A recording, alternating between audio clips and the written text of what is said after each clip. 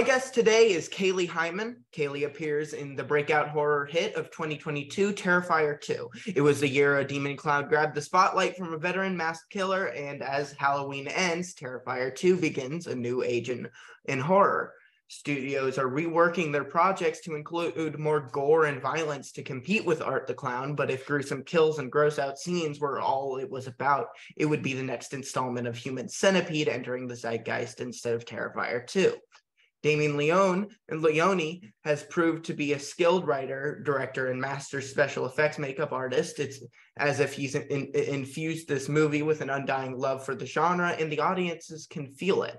But Terrifier 2 would not be the juggernaut it is without its exquisite cast, and my guest today is an absolute standout. After a brief appearance at the beginning, she returns more than an hour later in the film and steals every scene she touches with a pitch-perfect performance as Brooke, the movie's Obi-Wan Kenobi, to Sienna, the movie's Luke Skywalker, played by Lauren Lavera. The fast pace of horror movies allows little time for character building, and it's difficult to root for characters you don't care about. That's why we celebrate Freddy, Jason, and Leatherface, but can't remember the names of their victims. My guest does so much of the heavy lifting in this regard. Her naturalistic style and layered portrayal is immediately recognizable because it reminds us all of someone we know, and it's heartbreaking when anything bad happens to her. There's a lot of deserved girl power talk surrounding the film's heroines, Sienna, but let's not forget Brooke squares off against Art the Clown too, and all without the benefit of a supernatural destiny or Valkyrie wings. KAILEY, it's a pleasure to see you. Oh my gosh, thank you so much for having me. I love the way you described all of that. That was awesome. Thank you. You just celebrated a birthday recently. Happy belated. Oh, thank you very much. Yes, Aquarius season. I read you were born and raised in Plymouth Meeting, Pennsylvania. What were your parents' professions, and what was your childhood like growing up in Plymouth Meeting?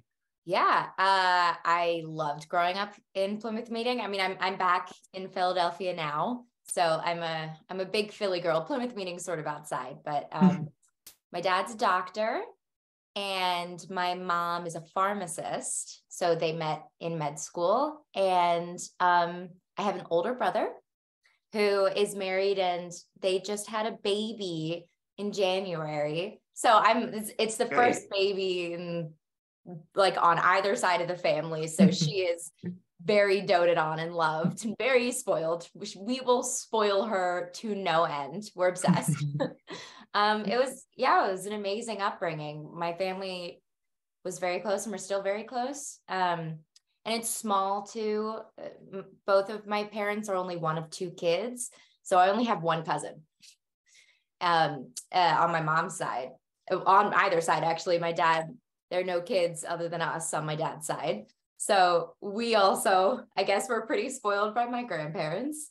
Yeah, it was just a great place to grow up. So What's Under the Bed is an interview show where I speak with horror actors and filmmakers about their biographies, careers, and an exploration of the things that shaped what scared them. Before the influence of movies, what scared you the most as a child? Was it like a ghost in the attic or a monster under the bed? Oh my gosh, that's such a good question. I mean, so before movies, because there are definitely things, I definitely watched a few movies I was a little too young to watch that scared the crap out of me. My brother really liked to scare me about aliens. So aliens, I think, were the first thing that really got to me. And then I think it was sharks, because I did see Jaws when I was very young, but, going to the beach and being in water, sharks was always something that really, and it still does, freaks me out. Many kids are first introduced to horror through fairy tales and children's stories like Hansel and Gretel or Billy Goat's Gruff. Was there a particular story that scared or excited you the most as a child? Like fairy tale wise? Yeah, fairy tale wise. Let me think. Yeah, totally. So I loved the Little Mermaid, but the actual fairy tale is that she dies, and then her soul, she becomes like the sea foam. Yeah. Which is so weird and creepy and awesome. And, the Disney version of pretty much everything is always a little bit well, it's Disney-fied. It's not quite right, but it's also for kids. So I started off loving that. And then as I got more into the Grimm fairy tale sort of situation, I think that was the one that really, really kind of freaked me out. There's something about mermaids don't have souls, but they live longer, and something about the what happens after life.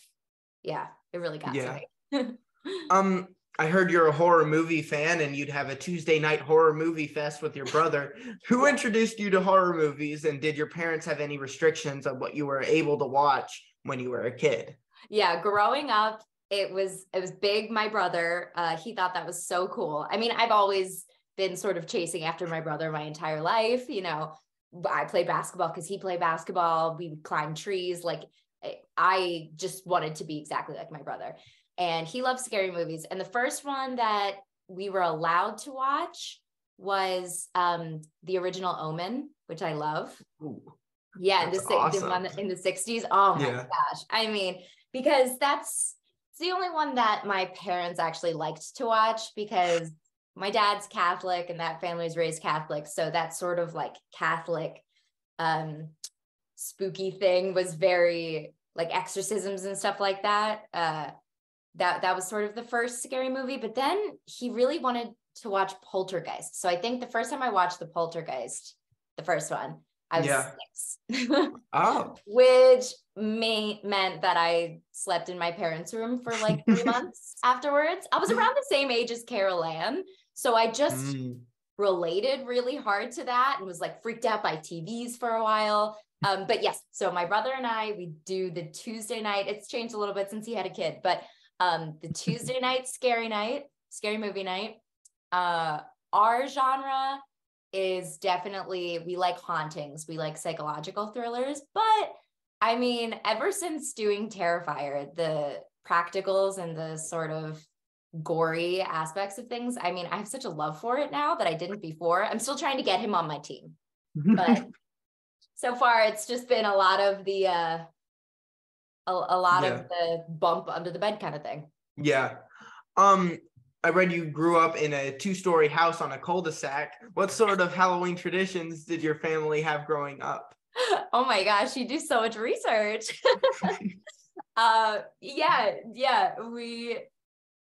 There was so many kids in my neighborhood. I was so lucky. I think that's one of the luckiest things for me, was that I grew up in this cul-de-sac where there were just a bunch of kids, different ages. Most of them were boys. Most of them are my brother's friends, but we would do our cul-de-sac, and then we always called it like the rich neighborhood. Like, so we go a couple streets down with like the big houses that would have the big candy bars. And we'd go and do them. And then my brother, sometimes if they were really bad, if they were like in their rebel era, they would go and they would change their costumes and do like a neighborhood again. And then I remember we would play poker with the candy that we got afterwards. We'd go to somebody's house and we'd like, you know, like the Reese's cups were the big bucks. and then we had the chocolates and it was so much fun. Yeah. But my parents came around with me for a while. And then the first year that you could go without your parents, I mean, that was the coolest thing ever. Just with your friends around, you felt like so mature and cool. Yeah. What's your go-to Halloween candy? It's got to be Reese's Cups. Reese's Cups? Am I saying that right? Reese's Cups. Reese's Cups. Reese's Cups. It's got to be that. Number 2, Kit Kats. I do love just a regular chocolate bar, but the Reese's Cup, I mean, come on. What's yours? I'm weird. I like gummies. I normally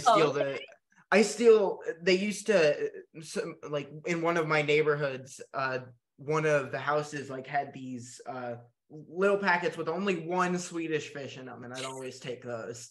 One Swedish fish. Never the packets, just the one Swedish fish, and I always went for all of those.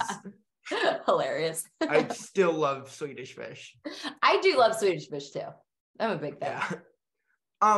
So Eastern State Penitentiary is located at 2027 Fairmont Avenue in Philadelphia, 30 minutes from your childhood home. Its high stone walls, crumbling corridors, and gloomy prison cells once housed thousands of hardcore criminals, including Willie Sutton, James Big Joe Bruno, and Al Capone. Its 143-year history is full of suicide, madness, disease, murder, and torture. The prison is considered by some to be one of the most haunted places in America. Methods of punishment included strict and complete solitary confinement.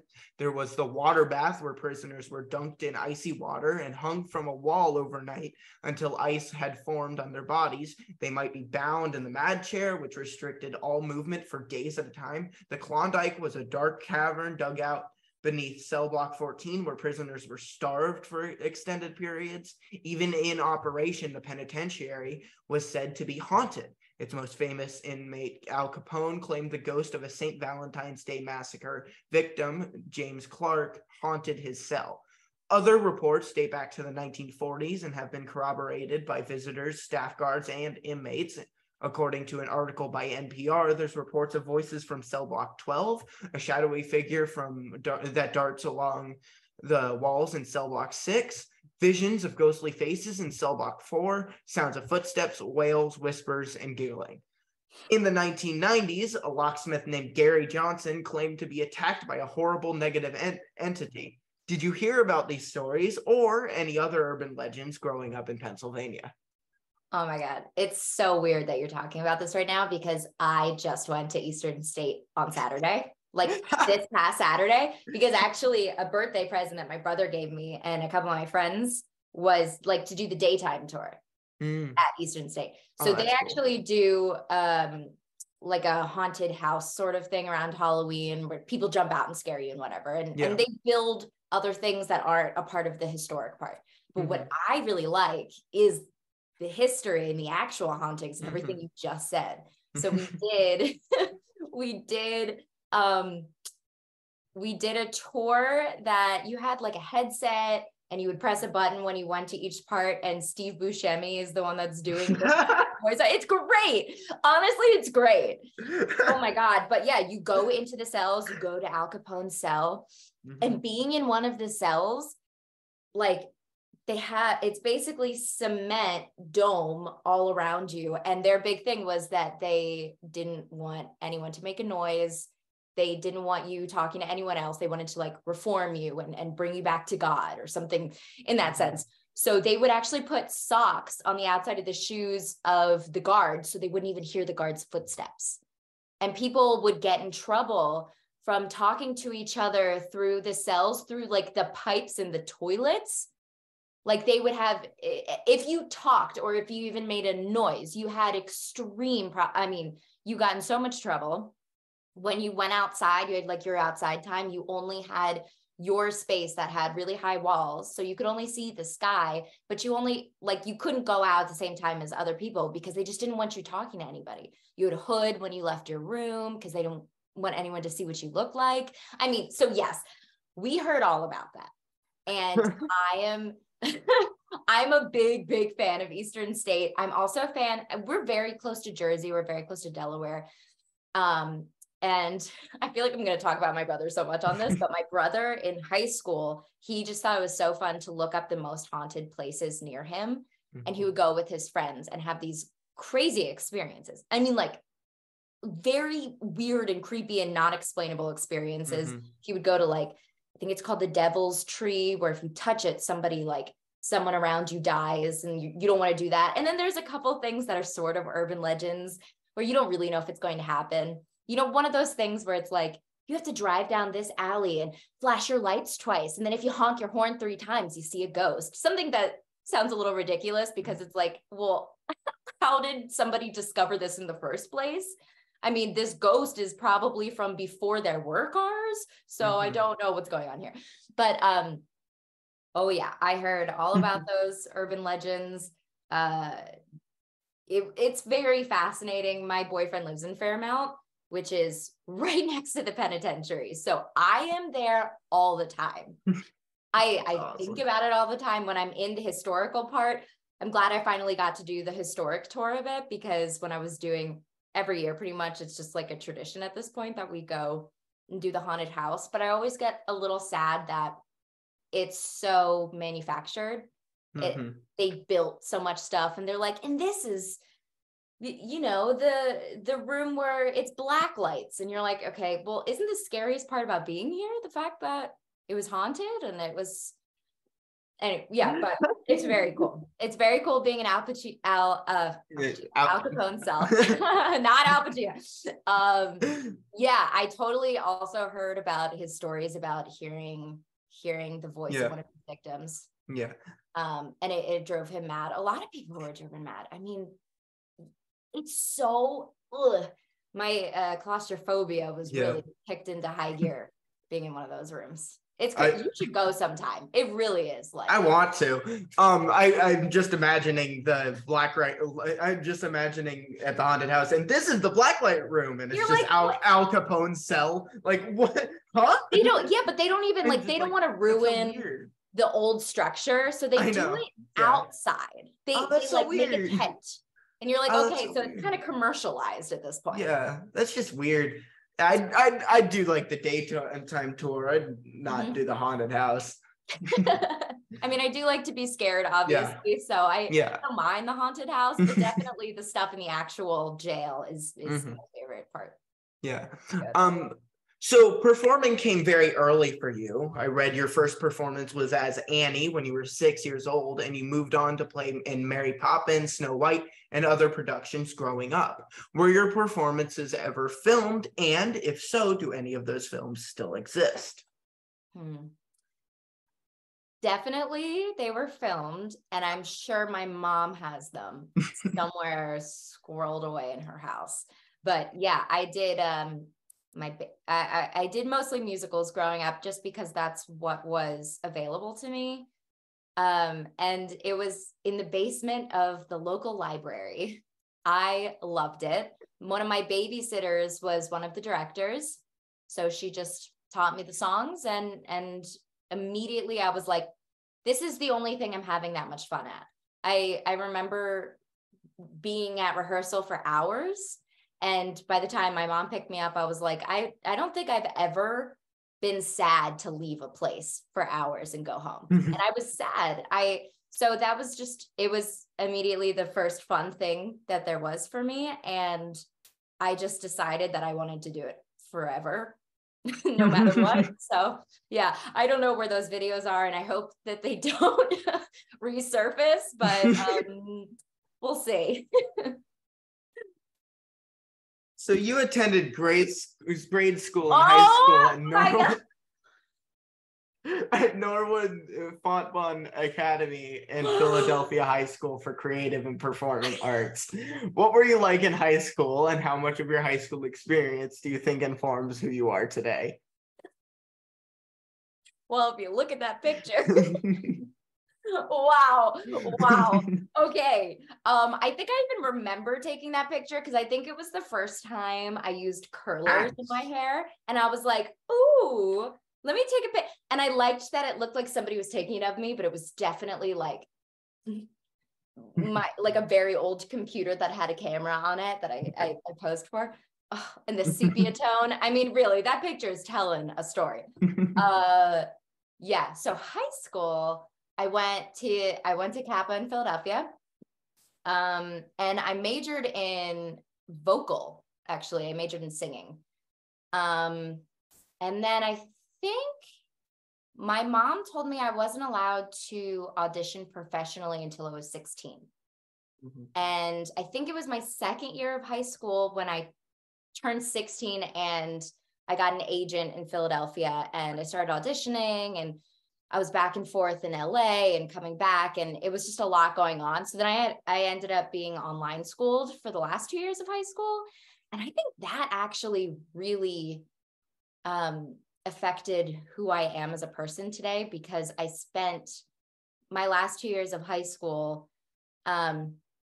working and trying to be an actor while also growing as a human being and being alone a lot of the time. And the only person who's there is my mom or my brother. And I'm not getting that, all of my best friends are from grade school. Like I went to college, I went to high school, but these grade school people for some reason have always been my friends. So I have this core group of friends that just stayed with me no matter where I went. And I just think, I really matured. You know, there's no gossip at your house, hopefully with your mom. You know, there's a lot of jokes that were like, okay, well, who's going to take you to prom in the basement? You know, a lot of homeschool kind of things like that. I mean, how old are you now? 15. You're 15. Okay. Yes. So I was a little bit older than you, but, I mean, it's a really pertinent time in your life right now. And this is when you decide who your friends are going to be and what you like and what you don't like. And if you decide to change everything and go a different route, I mean, I think that I really got to figure out who I wanted to be and what movies I liked and what books I liked. And I didn't have too much outside influence. I got to be with myself, which sounds a little sad, but I swear I had friends.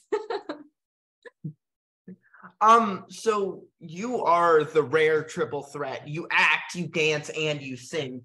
You were part of the Institute of Dance Artistry's repertory company in Plymouth Meeting for years and worked as an assistant teacher for first grade ballet, jazz, and tap classes on Saturday mornings.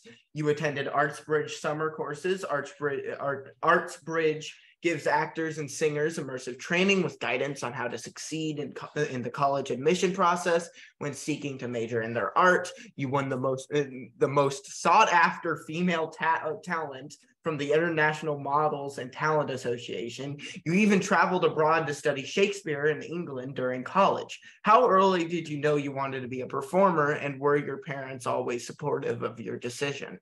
6, I think it was when I did Annie. I'm telling you, I loved basketball, and my parents, you know, they're more in the science field. So I didn't have a lot of opportunities for this acting thing that I just loved so much. So I made them, you know, I would put on shows with whatever dolls I had, and I would rehearse them, and then I would write like flyers saying like Friday at 6 p.m. Kaylee's room, come watch what Peter Pan, and then I would post them on my parents' door and my brother's door, and I would make them come.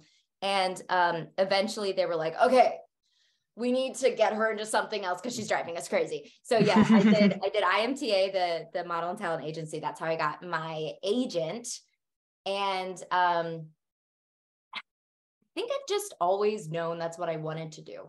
And I don't know if that comes from being sort of naive to how hard it is. I'm definitely naive. I mean, for sure. I was like, yeah, be Meryl Streep. Why not? And my parents were like, we don't know anything about this. So, okay. I mean, hopefully you can have something to fall back on, you know, maybe major in business. And I was like, no, I'm not going to major in business. I majored in acting. And I went to London and studied Shakespeare. And I just,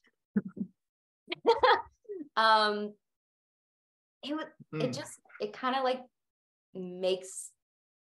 it just makes me happy. It's just something that's always, it's the one thing that consistently makes me happy, even when it's really, really hard. And that hasn't changed. And because of that, I think I've just always known. And there was just, there's a level of, I don't even want to say confidence. It's more like, it really is naive. It's like, you really think that you're going to do this. And I guess I was always just like, yeah, I'm going to do this. Yeah. But yeah, my parents were always, they're very, very supportive, and they still are That's very good. supportive. I think they were nervous, like in a healthy way. They didn't know anything about this, but they of course knew that not a lot of people make it. So, Yeah. but they were like, hey, why not you? In an age where kids are dealing with bullies, COVID lockdowns, and active shooter drills, do you think horror movies can provide catharsis for teenagers dealing with these real life fears? Honestly, yeah.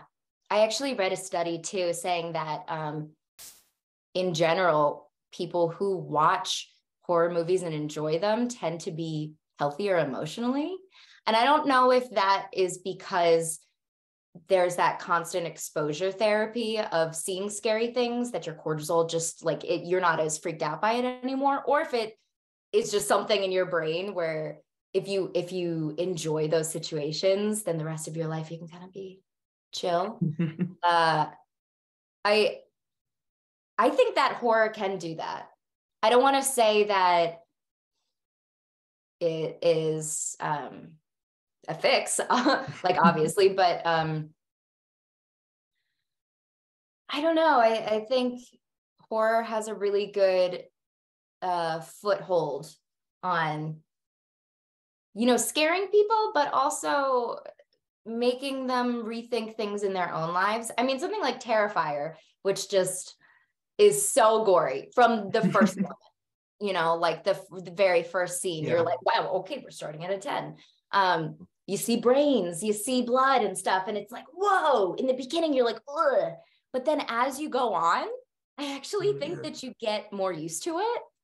And you start to enjoy it. And sometimes people laugh when it's really gory. And sometimes people are like, wow, that's so gory. Like I can enjoy it for being gory rather than having this emotional thing. Some people threw up. Okay, we know.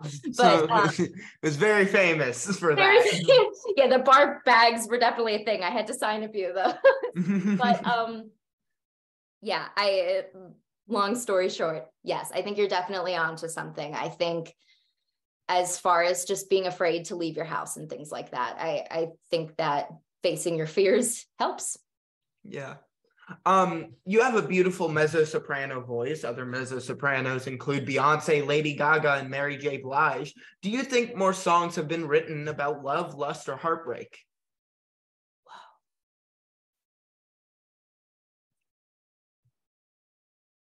I'm going to say love because I feel like the other two are a part of love in some sense. I mean, that's interesting. I'm not a songwriter. I've definitely tried. I'm not, but love, lust, or heartbreak. I mean, because you need I don't know, you're 15, but you need a little bit of like the lust to get to the love.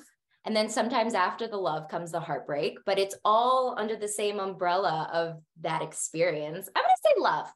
I don't know. What do you think? I think it's all of them personally, but I mean, honestly, there's too much music to officially say anything on it. Yeah, maybe that's always heartbreak been though. Heartbreak is that's that a big one. passionate anger, that you just have to get it out of you. So maybe heartbreak really is a big inspiration for that specifically. Yeah. In my music taste, I listen to a lot of heartbreak and love. That's the two I listen to. Oh, so yeah. I don't know. Totally. So you were asked on a panel what your favorite music was, and you said you sometimes give a fake answer and then there's a real answer. What is your fake favorite music, and then which is your real? Yeah. So it's I wouldn't say fake because I actually genuinely love Led Zeppelin. My favorite album is Led Zeppelin 4. Going to California really does something to me. I love that song. So yes, when I'm at a horror convention and everybody has these like really cool answers, that's my answer. But then really like on a day-to-day basis, I'm such a Taylor Swift fan. I'm such a Taylor Swift fan. I stan her so hard. I'm filming when she's in concert in Philadelphia, sadly, but otherwise I totally would go and I would dance around and jam out to all the songs that I was your age listening to. You received a Bachelor's of Arts degree for acting from Texas State University, where you were involved in several stage productions. You performed Marfa in Marfa Lights, May in Fool for Love, the role of Kathy in Tales of the Lost Formicans, Joan in The Marriage of Bet and Boo, and Abby in the play Belleville. It's this last performance I want to talk about. I've been gushing about your acting for months, but struggle to find the words to describe it. I found a review of your play Bellevue, where the author articulates what I've been trying to say. I would like to read it to you. Oh, okay. The reviewer is complaining about the play being done theater in the round. For anyone who doesn't know, theater in the round is a form of theatrical staging where the acting area is completely surrounded by the audience, rather than traditional theater seating where the audience is on one side. Here's what they said. No one in the audience is granted full admission to the astonishingly vivid acting of KAILEY HYMAN. Granted, her youth, form, and energy make her attractive from any angle, and the costuming choices maximize those advantages as the psychic breakdown of her character Abby takes its toll. They continue.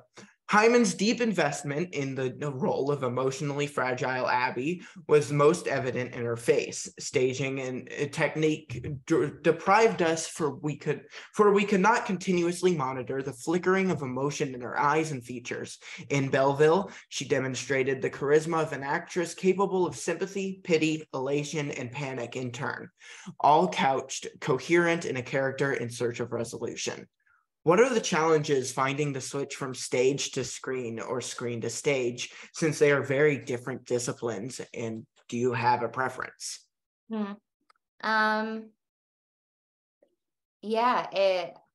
I had to really transition. I did mostly theater in school, and I really had to transition to film and television. And I got into a class, actually, Bob Krakauer. And it's just a different technique. The bottom line foundation is the same. You know, you want to do your same homework. You want to know your lines. You want to know the given circumstances, and you want to do all of that acting work. But then, you know, there's things about film that you're not taught in theater, like, for instance, the axis of a camera is where the camera is. So like if I'm looking at the camera right now, it's going to make a difference if I turn my head like this. Theater, not so much. And like he was saying, actually his problems about being in the round are the things that I loved about being in the round, that you could sort of give each audience member a gem to take home. It's almost like they had a secret of you. It's something that I really love about, there's something in New York called Sleep No More, and it's about Macbeth, but it's physical and it's in a warehouse, and you can walk around and follow the actors, and they'll like be in a room and they'll be quoting Shakespeare, and then sometimes they'll run and you follow whatever actor you want. So you can see their thought process in the behind the scenes of things that you don't normally see when you're watching something proscenium, which is, you know, what it is on film too. You have a fourth wall, which is where the audience is. So there are things that you lack a little bit, and there are things that you gain too with film and TV, because I can go, hey, that take was crap. I'm going to do that again. Let's go back. And things are out of order, which is tough. It's nice in a play to experience from beginning to end. I think like every actor kind of complains about that. Sometimes when you're in a film, you start with the last scene, and there's really no way to control that. Sometimes it's just about location.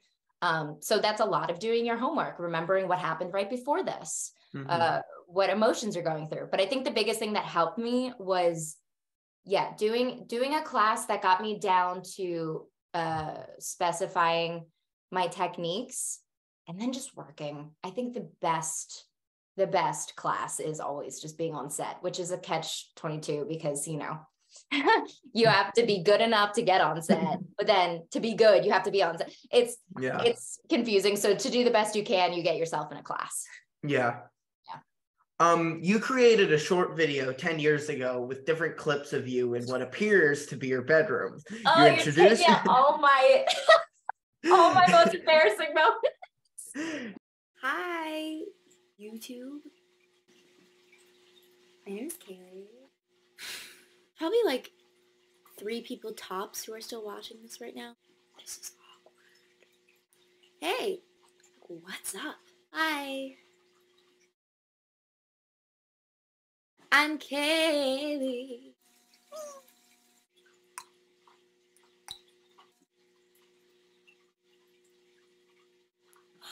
The only wandish thing I could find.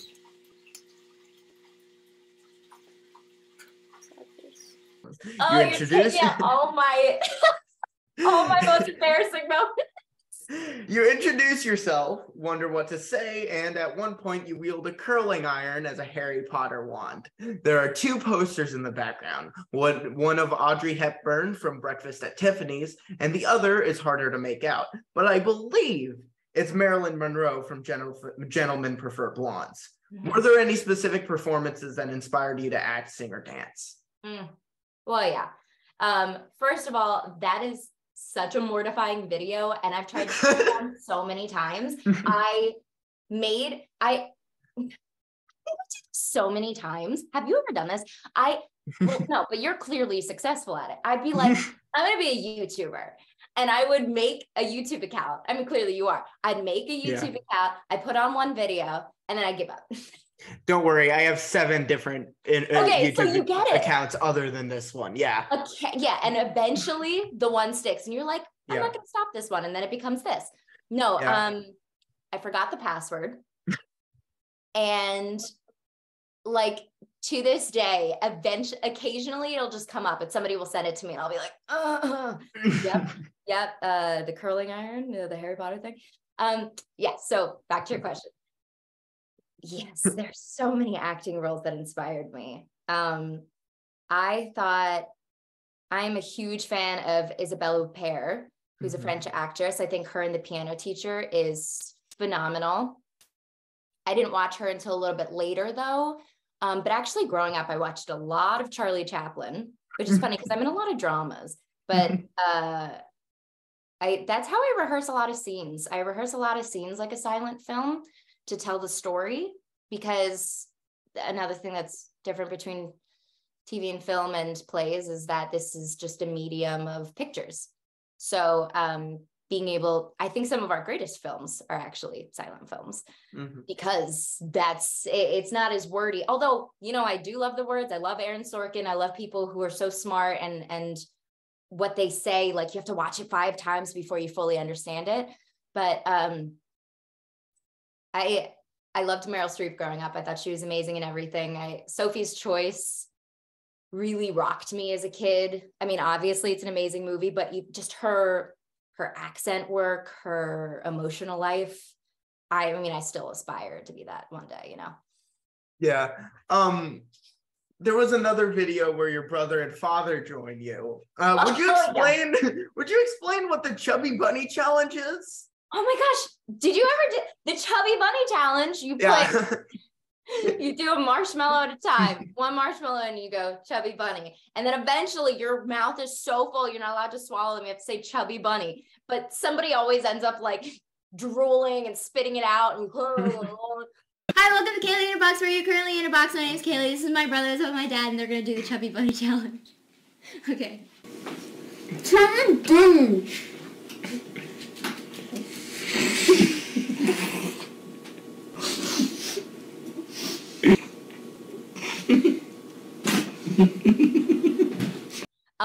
Yeah, that was a big one for us. Yeah.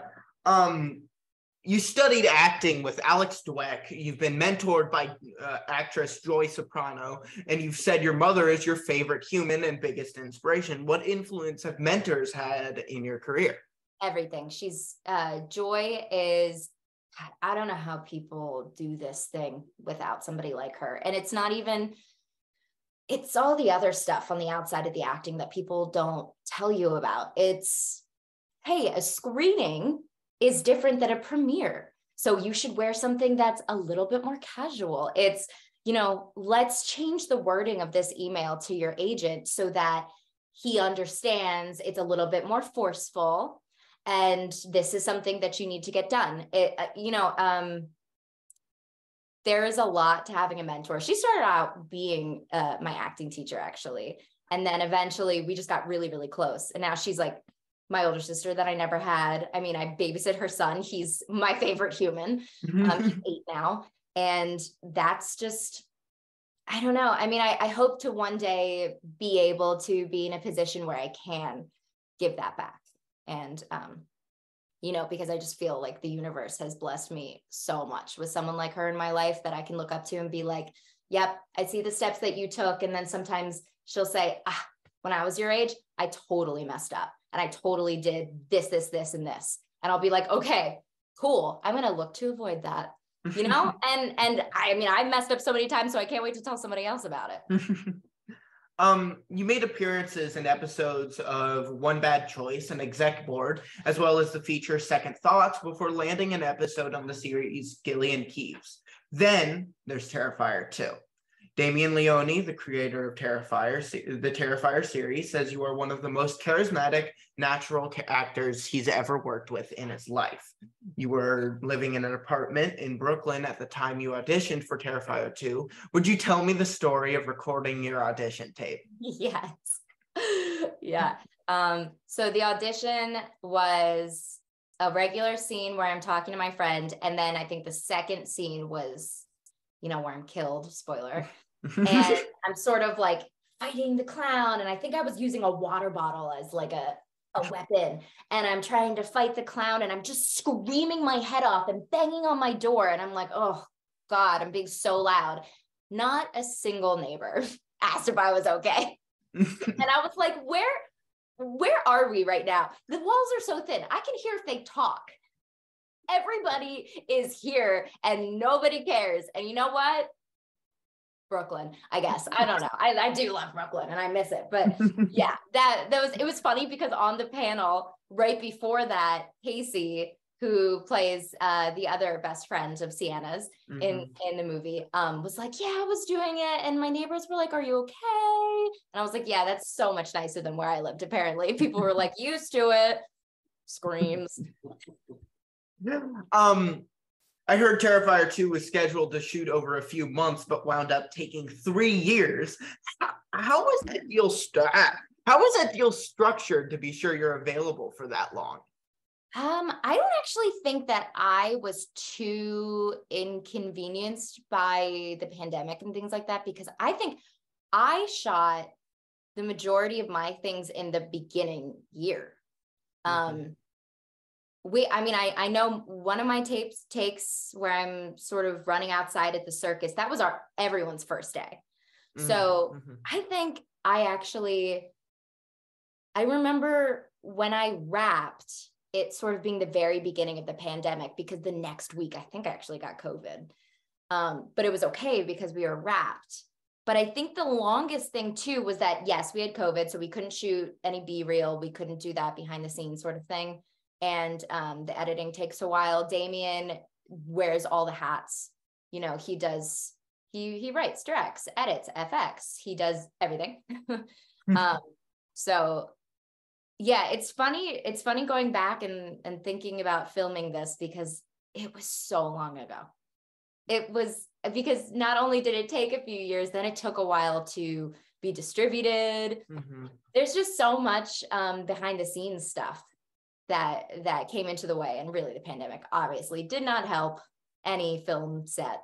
So it wasn't too bad for me though. Luckily, I was pretty good to work afterwards. Your character endures some harrowing and violent scenes.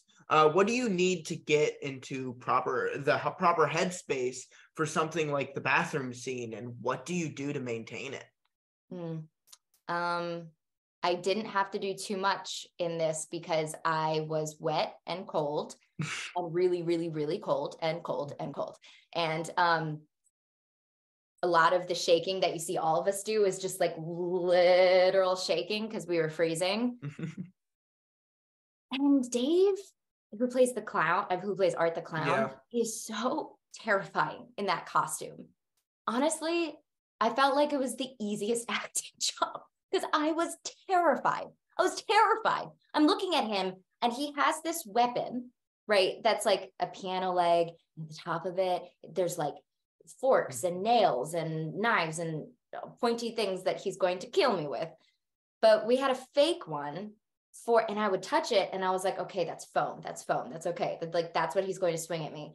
But for some reason, every time he was about to swing, my heart would go like this. And I was like, it's real. It's real. So that's all real fear.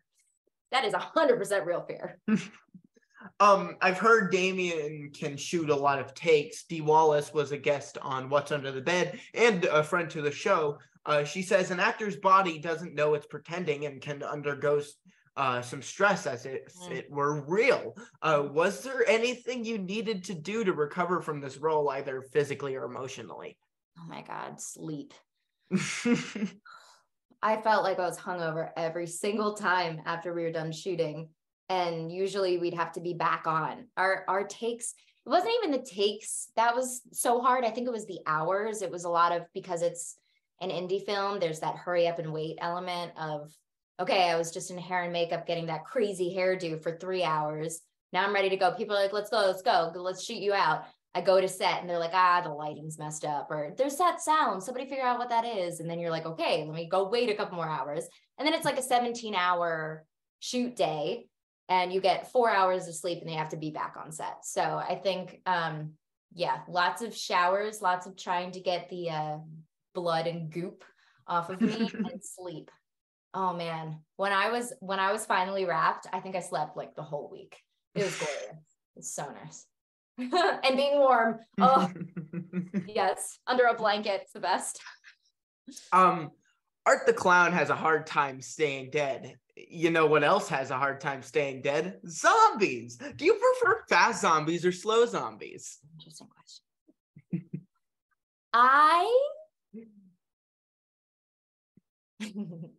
I'm gonna have a weird answer. I think I'm gonna say fast zombies for me personally, because I think I'm gonna end up dying and being a zombie.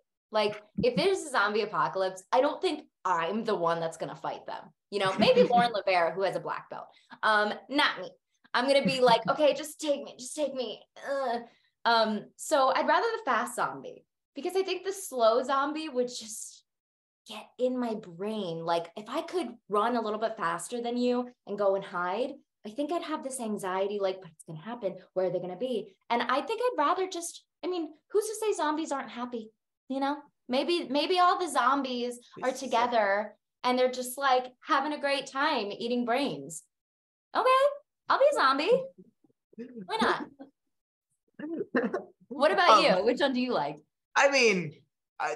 When it comes to the zombie apocalypse, I'd rather slow, but I've also, I write, and I've written a zombie story where they are very, very fast zombies. Oh, did I freeze? No, I didn't freeze. Okay, I'm good. Where they are very, very fast zombies. And I don't care which. I prefer like when watching a movie fast, but then slow is nice if you're actually in one. I agree. Watching it when it's slow, when you're watching a movie, is a little bit like you're fine. Unless it's a horde all at once. Unless it's a horde. Right. Yeah. When they can run, that's definitely most high energy. Yeah. I'd rather watch that on screen too. I totally agree. Yeah. The movie George A. Romero's Day of the Dead. Yep. There were so many hordes in that, and that was when I was like, oh, slow zombies are terrifying. Right. Yeah. Same with Dawn of the Dead. Those two I was terrified of. And I like when they're slow for a reason, not just like I'm slow because I'm a zombie now, but they're slow because they're rotting decay. Yeah. And one of their legs has been bitten off or whatever. And you're like, oh, this is a survivor zombie. This zombie is mean. Yeah. You play the role of Barb in the new comedy drama, A Man Called Otto, starring Tom Hanks, which just passed the 100 million mark at the box office last week. Do you think comedies age better than horror movies, or is it the other way around? Man, these are hard questions, because I'm telling you, like, City Lights, the Charlie Chaplin movie, is I think my favorite movie of all time, like my favorite old time comedy. But some of the older, like the Nosferatu and there's some really classic horror films that aren't as scary. And maybe that's the difference. We get more, we aren't scared by things as much anymore. So they have to get scarier and they have to get bloodier and they have to have more pop outs. So maybe I'll say comedy, because when I watch, my first horror film, The Omen, it was scary the first time I watched it, but now I watch it and I'm like, The Omen from the 60s? No, that's not scary. I love it. I'm not like afraid of anything happening in that. Yeah. And I think comedies can still make me laugh. So maybe they age better, but I still enjoy the horrors, the old horror. Michael Flanagan has coined the term mega slasher to describe Terrifier 2, but instead of parents protesting, we have children dressing up as Art the Clown or the Pale Girl. We met during your very first convention at Days of the Dead in Atlanta. How's your experience been with the people at these conventions? Have you been doing it long enough to have any strange fan encounters yet? Oh, so cool. It's so cool. And it was so fun meeting you. I have yet to have anyone dress up as Brooke. That would be pretty cool. Yeah, we had a lot of Art the Clown. We had a lot of the little pale girl. I got a tooth. That was interesting. Like just like a human. She said it was fake, but I don't know. It looks really real. What else did I get? Oh, I got a really cool, somebody made me like a personalized Hot Wheels. Like the little cars. That was awesome. Yeah. I think it's just been really great. It's the nicest people are horror fans, and you wouldn't suspect that, but it's so true. It's always a family. I have yet to meet anyone that I was like, oh, I don't know about that person. Everybody's so kind.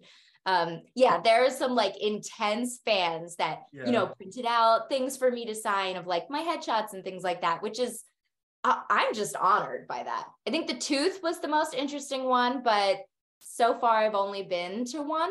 The one that you were at. I have a couple more coming up, so we'll see. I'm sure it'll get more interesting. Next time we see you, we'll get you to sign this. this. Yes, I gotta sign that. I can't believe you printed that. The sepia really gets me. Yeah.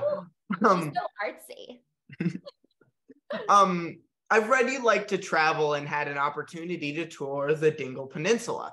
Dingle is a town set on the Atlantic Ocean in County Kerry on the southwest coast of Ireland.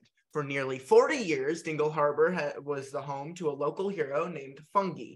Fungi is a male bottlenose dolphin who holds the Guinness World Record for being the oldest solitary wild dolphin in the world.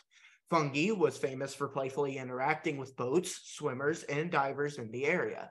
He first appeared in the harbor in 1983, and in all those years, there was no reports of aggressive behavior towards people.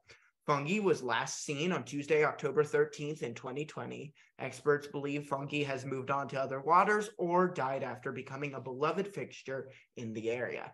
Have you ever heard of Fungi or had any experiences with him? Oh, yeah. Love Fungi.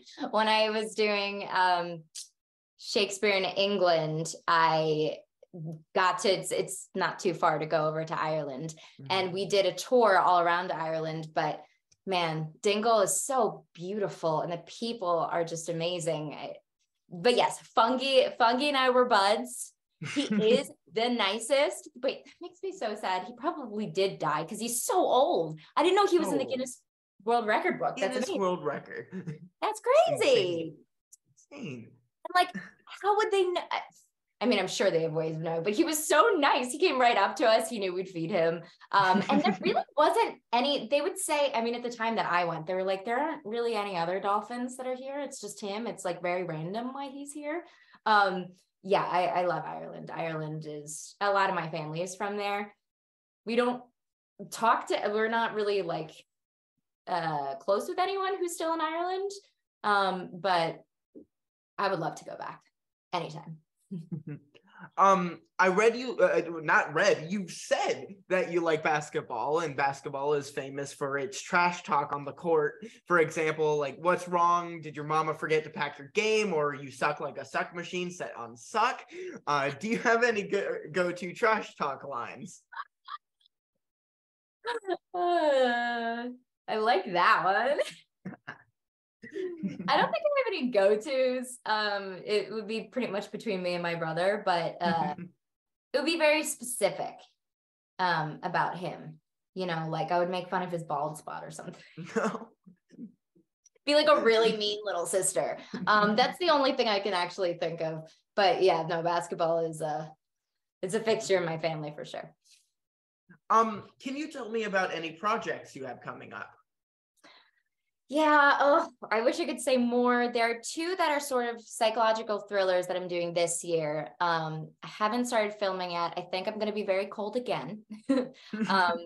I've definitely, there's a lot of talk with production right now. There's one, it shoots in the outskirts of Pittsburgh, so it's not too far for me. And that's going to be a really quick shoot, and it's going to be really intense.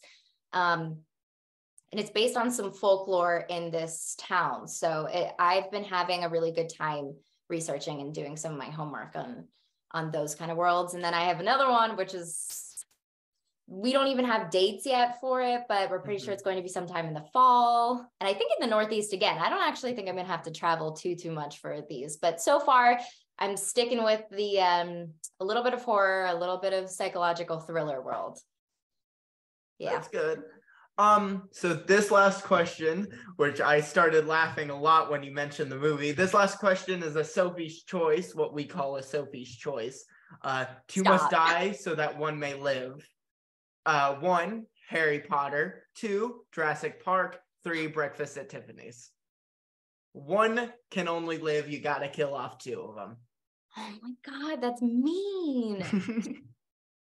That's so mean. Shoot. I'm like, literally, this is very embarrassing. I'll show you this. One of the biggest things that that my family always gets me is like, I'm really into Harry Potter Legos. Like the big Lego sets. I love them. I'm a child. Harry Potter is so important to me. And it goes back so far because my family, we used to read the books together every night growing up. Like, all right, I'm going to say Jurassic Park has to live, though, because that's it. That's it. If I wasn't an actor, I'd be a paleontologist. That's the only other thing that really felt like that to me. Good answer. I mean, also, it's like Spielberg. And, yeah. Is there anything you want to ask me before we're done? Oh, my gosh. Okay, well, how is school? It's fine. I have 3 interviews this week, and I've been missing a lot of it. Jeez. Yeah. But you're totally killing it. I mean, does this affect like your schoolwork as much? A little bit. Right now, I'm like one of the last 2. I'm in the second to last week of school before a 3-week break. Hey. So I'm kind of doing like all my finals right now. So if it weren't right now, it wouldn't be affecting my school too much. Okay. But right now, it's very much affecting my school. That's fair. All right. Yeah, I got an interview with Michael Levy. And well, tell Michael I say hi. I will. Absolutely. Oh yeah, actually, we had a question. I didn't think about it till now. What should we ask Michael Levy? We like to incorporate other people's questions sometimes. Ask Michael. I want to know his perspective of when Steve fell on me. Tell him to tell you that. Steve fell on me. All right. When Steve fell on you. All right. I want to know his perspective. His perspective of that. Absolutely. He'll give you the story. Absolutely. That will absolutely be what we ask him. Thank you so much for sitting down with me. It's really been a pleasure. Tex, this is so great. Thank you. I'm so impressed by you and all the research you did. Digging up all my dirty secrets, man. This was so fun. You have nothing. You have nothing. It took us weeks. This was the hardest research I'm we've so ever sorry. done.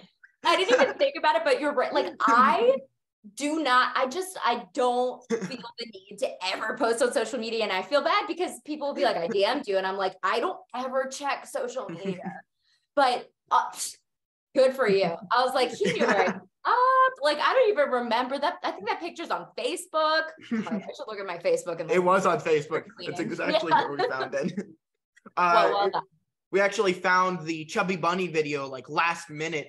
If we didn't find it last minute, we would have printed out a picture from that too. So I can't wait to tell my dad about it. He's gonna be so excited. But yeah, actually, in the first video that I mentioned, the one where you introduce yourself. Mm-hmm. In that one, you say there's probably only 3 people watching this right now. Me, my dad, and my grandmother were all 3 watching it, and we laughed to ourselves. There you go. Because you pointed out 3 people, and you were right. 3 people. Oh man, it's been so great talking to you. Good luck. Yeah, on it really has been great.